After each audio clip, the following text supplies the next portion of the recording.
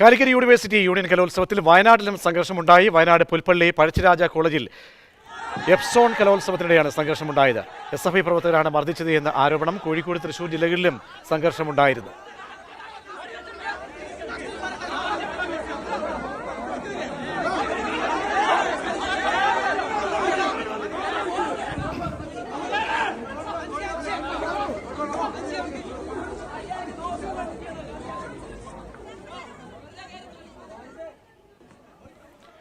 കമൽ ചേരുന്നുണ്ട്. കമൽ, അങ്ങനെ ചെയിനായി മാറുകയാണോ?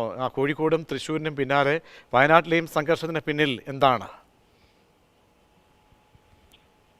സോണുകളിൽ കലോത്സവം നടന്നുകൊണ്ടിരിക്കുകയാണ്. തൃശ്ശൂരിൽ നിന്നാണ് ഈ സംഘർഷത്തിന്റെ തുടക്കം. ഇപ്പോൾ വയനാട്ടിൽ എപ്സോൺ കലോത്സവത്തിനിടെയും സംഘർഷമുണ്ടായിരിക്കുന്നു. പുൽപ്പള്ളി പഴശ്ശിരാജ കോളേജിലാണ് കലോത്സവം നടക്കുന്നത്. അവിടെ കലോത്സവത്തിനിടെ കാലിക്കറ്റ് സർവകലാശാല യൂണിയന്റെ ജോയിന്റ് സെക്രട്ടറി അശ്വിൻനാഥിനാണ് മർദ്ദനമേറ്റിരിക്കുന്നത്. മർദ്ദനത്തിന് പിന്നിൽ SFI പ്രവർത്തകരാണെന്നാണ് ആരോപണം. അശ്വിൻനാഥ് ചികിത്സ തേടിയിട്ടുണ്ട്. അതോടൊപ്പം സ്ഥലത്ത് വലിയ രീതിയിൽ പോലീസിനെ വിന്യസിച്ചുമുണ്ട്. ശരി, കമലാണ് വിവരങ്ങൾ നൽകിയത്.